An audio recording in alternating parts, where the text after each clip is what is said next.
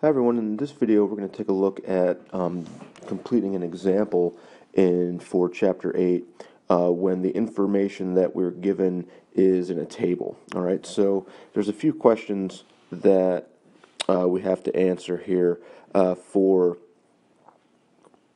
this problem. So the first one we'll tackle is savings. Right, so if you see here, what we have is three columns. The first column is a column of income or output in the aggregate. The second column is the amount of consumption, and then the third column is the amount of planned inventory. All right. So the first thing that we need to do, it says how much is savings when income is 4,200. So that means we're taking a look at this row right here. All right. So the first thing we have is when income is 4,200, what's savings? Well, the main formula that we need, and let me just kind of, just put it here. The main formula that we need here is y equals c plus s. All right, and so what we have is since we have y and we have c, we can easily solve for s. So plugging in what the information that we have is our income is 4,200 and our consumption is 3,760, and we're asked to find savings. All right, so solving this out, you just subtract 3,760 from 4,200, and so savings should be what, 440.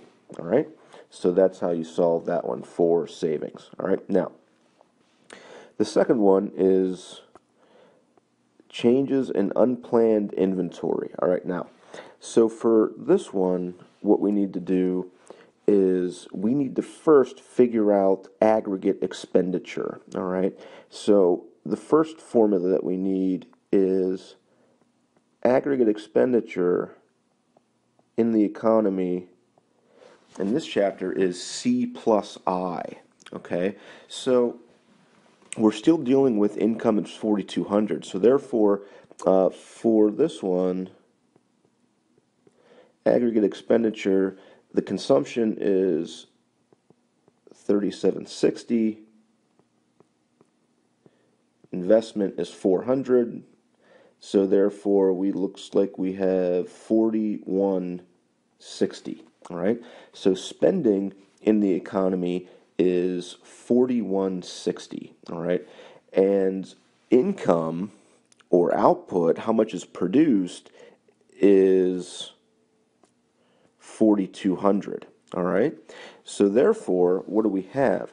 Well, if our output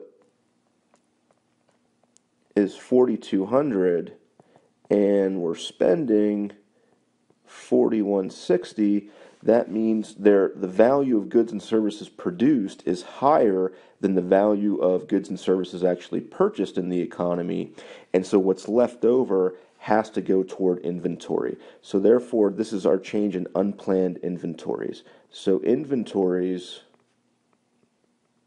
increase by 40, right? Our inventories are getting larger because, again, this is the value of goods that we produced. We didn't buy all of them, so the leftover goes toward inventories. And so because there's stuff left over, that means inventories are going up. All right, so that's how we deal with that one. All right. The next one is equilibrium output. All right. Well, in equilibrium, the main thing that we need is in equilibrium,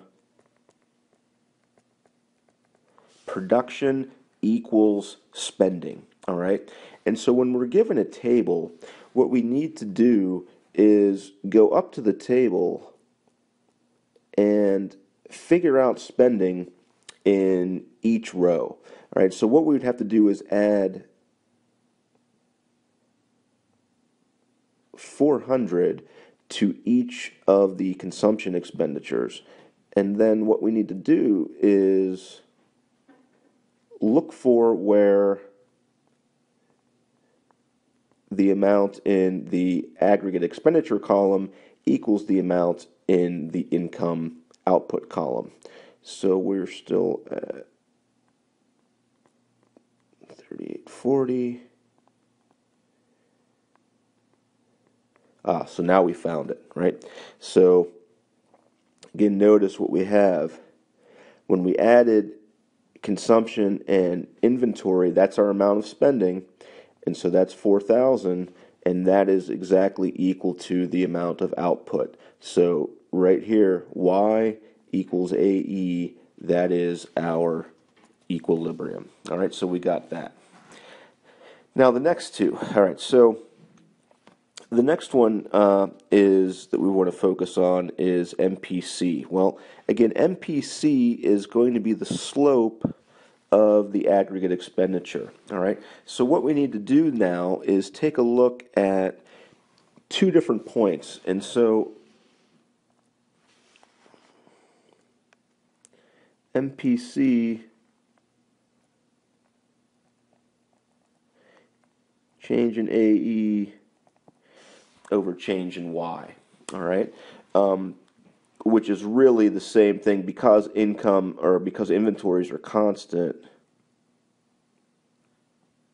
It's really the change in consumption over the change in Y. All right. So to do this, we need to take a look at two different points. All right.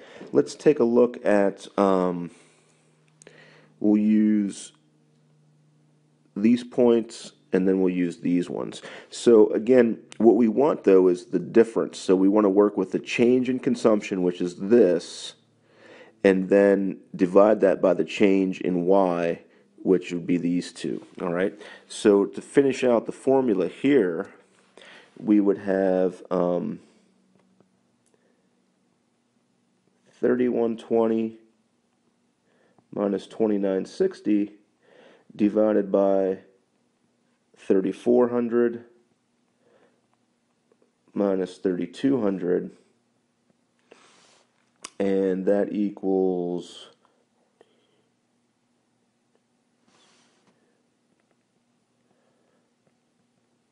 I believe that equals 160 over 200,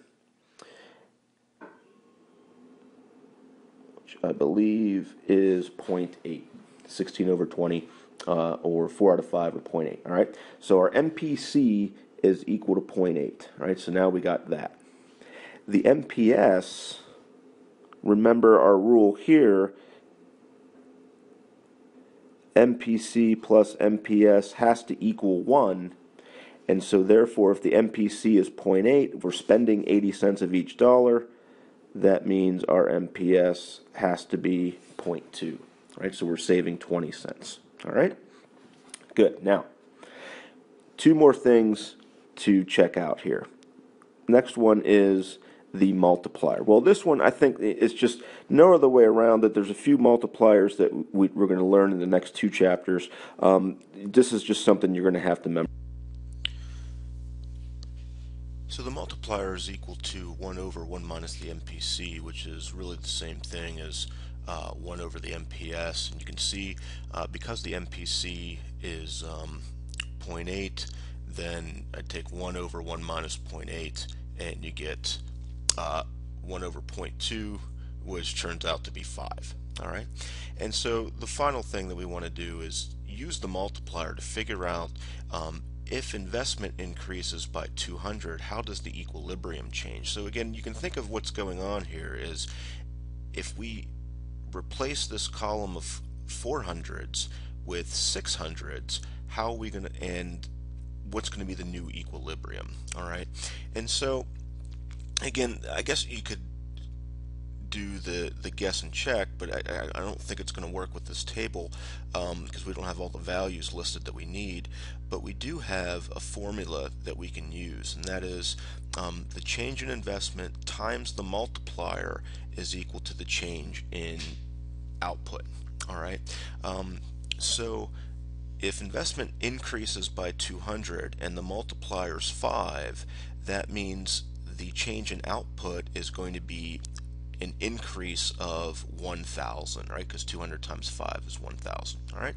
So hopefully this example gives you some So hopefully this example can help you out on some of the problems on the quizzes and the homeworks.